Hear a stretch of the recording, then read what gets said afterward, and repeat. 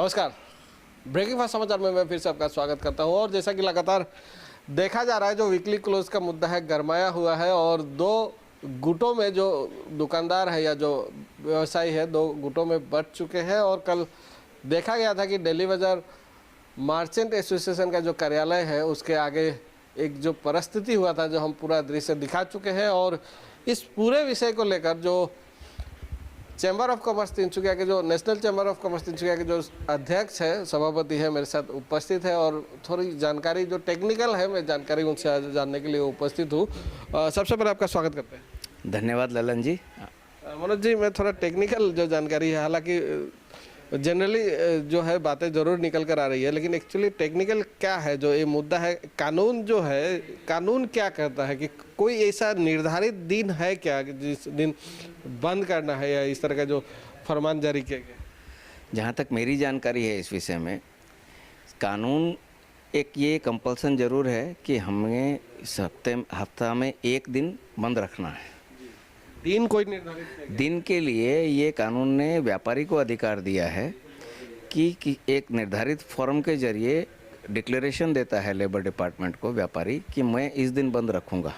हाँ, एक बार निश्चय करके डिक्लेरेशन देने के बाद में 90 दिन तक अपने निर्णय को बदल नहीं सकता। 90 दिन उसको उसका पालन करना होगा। 90 दिन बाद में वो फिर चाहे तो अपना डेट ऑफ क्लोजर बदल सकता है। लेकिन व्यापारी निर्धारित करेगा और व्यापारी के पास ये अधिकार दिया हुआ है।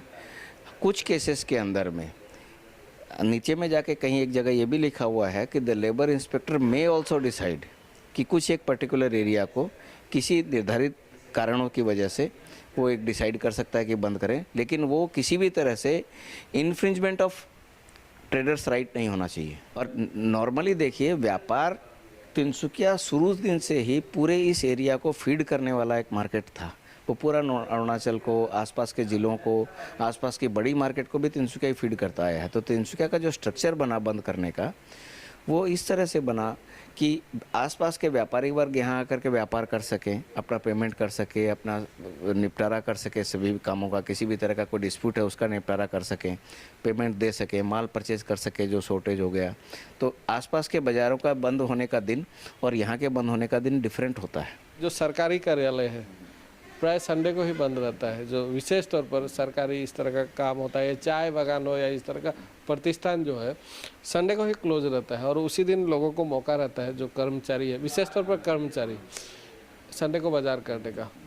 तो इस तरह का अगर व्यापारी का अगर बात आप वीकली क्लोज का बात आप बोल रहे हैं, लेकिन अगर जो आम जनता है या इस तरह का कर्मचारी है, उनका भी तो बात सोचने का ज़रूरत है। मुझे तो एक चीज़ समझ में नहीं आई कि साल 2 साल पहले तक तिनसुकिया का बाज़ार के अंदर में इस तरह का कभी कोई बड़ा डिस्प्यूट खड़ा नहीं हुआ। जिस तरह से पिछले 1-1.5 साल से ये चीज़ें चल रही हैं बंद को लेकर के, ऐसा क्या है इसके अंदर में कि इतना प्रेशर से इस इशू को बनाया जा रहा है?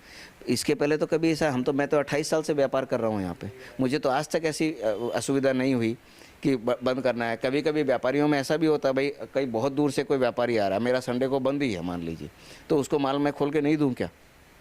जो श्रमिक विभाग है क्या, क्यों का एक दिन क्यों नहीं? आज सरकारी विभाग भी आ जाता है इमरजेंसी के अंदर में, हमें ये माल चाहिए, आप काइंडली हमको कैसे भी करके खोल के दीजिए, तो रात को भी खोल के देना पड़ता है। दूसरा विभाग तो छोड़ दीजिए, श्रम विभाग में भी जो काम करते हैं लोग, जो कर्मचारी, उनको भी तो संडे को ही छुट्टी मिलता है, तो कौन सा दिन बाजार? तो वो ये बाजार का निर्णय बाजार को करने देना चाहिए और एक व्यापारी का अधिकार है, ये मूलभूत अधिकार है। और सबसे बड़ी बात तो अभी एक तो नया निर्णय जो कैबिनेट ने लिया है 19 दिसंबर के उनके डिसीजन में, हालांकि गजट नोटिफिकेशन नहीं हुआ है, तो उसमें तो बहुत सारे व्यापारियों को इसमें इससे हटाई दिया गया है। 5 या अधिक कर्मचारियों वाली संस्थाओं को ही शॉप एंड एस्टेब्लिशमेंट एक्ट में रजिस्ट्रेशन करना पड़ेगा। मतलब अगर 4 है आपके यहाँ कर्मचारी, तो इस कानून का जिसके यहाँ भी 7 दिन खोल सकते हैं। 0 से लेकर के 5 से कम 4 तक कर्मचारी हैं, उसको शॉप एंड एस्टेब्लिशमेंट एक्ट में रजिस्ट्रेशन करने की आवश्यकता नहीं है। इसका मतलब ये निकला कि उससे छोटे व्यापारियों के लिए इस कानून के अंदर के कोई भी प्रावधान लागू नहीं होते। मतलब 7 दिन तो वो वीकली क्लोजर का प्रावधान भी इसी एक्ट के अंदर में है, तो वो प्रावधान भी उनके ऊपर लागू नहीं होगा। ये अभी कैबिनेट डिसीजन हो चुका है, गजट नोटिफिकेशन का वेट है, इसके लिए इतना वो प्रेशर क्रिएट करना मेरे ख्याल से कोई समझदारी वाली बात नहीं दिन में तो ये आपका गजट नोटिफिकेशन जल्दीबाजी क्या है? तो अधिकतर व्यापारी इसके उससे बाहर निकल जाएंगे। अच्छा, दूसरी सबसे बड़ी बात जो हमारे प्रधानमंत्री का सपना रहा है हमेशा से कि हमें तेजी से सबसे बड़ी अर्थव्यवस्था बढ़ना है, तो जब तक अगर व्यापार नहीं होगा, एक तरफ तो बढ़ावा दिया जा रहा है कि 7 दिन व्यापार करें, 7x24, जैसे ऑनलाइन है वो 24/7 खुला है, किसी भी दिन बंद नहीं है, बड़े मॉल हैं 24/7 खुले रहते हैं। तो व्यापार करने के लिए किस लिए किया गया है, ये क्यों बढ़ावा दिया जा रहा है कि देश तेजी से प्रगति करे। और इस लेबर एक्सप्लॉयटेशन की आड़ ले करके इस तरह से व्यापारियों को तंग करना, कहीं ना कहीं बीच का रास्ता निकाला जाना चाहिए कि व्यापारी लेबर्स का एक्सप्लॉयटेशन नहीं हो, उसके ऊपर में ज़्यादा फोकस किया जाए, ना कि दुकानों को बंद करवाने पे फोकस किया जाए। देखिए, मेरा हमेशा से किसी भी डिपार्टमेंट, इस डिपार्टमेंट की बात नहीं, किसी भी सरकारी डिपार्टमेंट के बारे में ये अपेक्षा रहती है हम जनरली व्यापारियों को या इंडस्ट्रियलिस्ट को या आम नागरिक को कि वो एक अभिभावक की भूमिका में रहें, ना कि इंस्पेक्टर राज की भूमिका में। किसी को कुछ पता नहीं उसको समझाएं, उनको गाइड करें, उनको कोई चीज़ में दिक्कत आ रही है तो उनकी सहायता की जाए। अभी जैसे ट्रेड लाइसेंस लेने में दिक्कत आ रही है, ऑनलाइन जब से हो गया है, लेबर लाइसेंस लेने में बहुत सी दिक्कतें आ रही हैं, तो उसका अवेयरनेस कैंपेन चलाया जाए, वहाँ अपना समय को कंज्यूम किया जाए, ताकि इससे व्यापारी का भला हो और उससे राज्य का भी भला हो। आज एक रेवेन्यू ही अकेला सबसे बड़ा जीएसटी ही सोर्स है जो सारे देश को चलाता है। आज उनकी तनख्वाहें भी उसी से, टैक्सेस से आती हैं। तो उसके बाद उसको ये समझना चाहिए, आज आप देख के चलिए कि सप्ताह में एक दिन अगर बंद रहता है तो 7 दिन की रेवेन्यू, जीएसटी की रेवेन्यू, एक दिन आपने बंद कर दिया तो जीएसटी की रेवेन्यू कितनी कम हो गई। अगर वो 7 दिन चलता है दुकानदार तो 7 दिन की जीएसटी रेवेन्यू कलेक्ट होती। ऐसे करके साल में 52 दिन तो बंद करवा दिया सरकार ने कि आप रेवेन्यू कलेक्ट मत कीजिए सरकार के लिए। एक दुकानदार से हमने जब बातचीत की, वो एक संस्था का भी उप सभापति है, उन्होंने कहा कि जो ये डिपार्टमेंट है, कुछ लोगों ने कंप्लेन किया कि वेडनेसडे को कुछ बंद रखते हैं, कुछ संडे को बंद करते हैं, और कुछ लोग इस तरह का वहाँ जानकारी देते हैं लेकिन दोनों दिन खोल लेते हैं, और इसी की वजह से डिपार्टमेंट के पास उस तरह का मतलब अधिकारी नहीं है, कर्मचारी नहीं है कि जो कि उन पर उचित व्यवस्था ले सके, इसीलिए एक दिन निर्धारित किया गया है। अब उनका अगर कर्मचारी नहीं हो, उनका व्यवस्था लेने का साधन नहीं हो, तो व्यापारियों पर ये चीज़ थोपा जाए, कितना उचित है आपको लगता है? देखिए, ये तो बात हास्यास्पद लगती है। हालांकि मैंने कहीं ये ऑर्डर में पढ़ा नहीं है, कोई लिखित रूप से मुझे मिला नहीं है, लेकिन ये हाँ सुनने को जरूर मिलती है। आप भी बता रहे हैं कि डिपार्टमेंट के पास में स्टाफ कमती है मॉनिटरिंग करने के लिए, इसलिए ये ज़्यादा ज़रूरी है कि एक दिन बंद किया जाता कि हम मॉनिटरिंग कर सकें। ये एक हास्यास्पद बात है, इससे अधिक कुछ भी नहीं हो सकता है इसके अंदर में। आज जीएसटी का भी जो एक्ट है उसके लिए भी प्रावधान कई बनाए गए हैं। उन्होंने लिखा है कि आपका जीएसटी नंबर बाहर डिस्प्ले करना आवश्यक होगा, तो इसके अंदर में भी कानून भी है श्रम इसके अंदर में कि आपको वीकली क्लोजर का जो नोटिस है बाहर हैंग करना पड़ेगा, प्रॉपरली डिस्प्ले करना पड़ेगा कि आपकी दुकान किस दिन बंद है, आपके प्रतिष्ठान किस दिन बंद रहेंगे। तो ऐसा कोई लिया जा सकता है। अगर उनके पास स्टाफ कम है तो अपने मंत्रालय से मांगे कि स्टाफ कम है, उसके लिए व्यापारियों को व्यापार करने का तरीका बदलना पड़ेगा उनके स्टाफ के मैनेजमेंट के लिए। ये तो एक हास्यास्पद बात है और ये कहीं ना कहीं शोषण करने की बात है कि व्यापारियों को कैसे तकलीफ दी जाए। आजकल तो टेक्नोलॉजी का ज़माना है।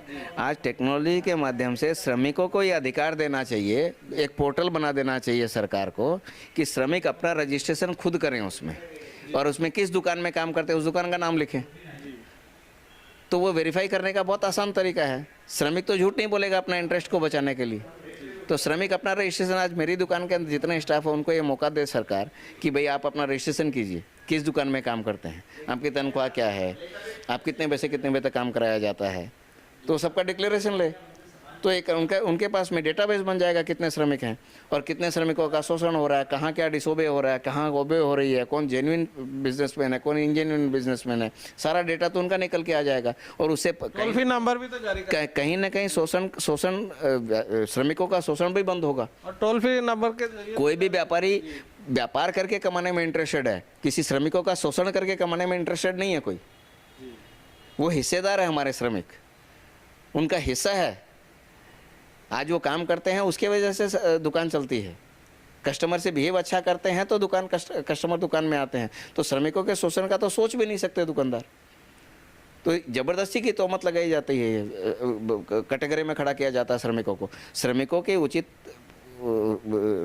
प्रोटेक्शन के लिए उनका रजिस्ट्रेशन का पोर्टल बनाए और उसमें रजिस्ट्रेशन हो, उनको आईडी दिया जाए सरकार की तरफ से, और जो नियम कानून लागू होता है कि नहीं होता उनकी जानकारी सरकार उनको पोर्टल के माध्यम से दे।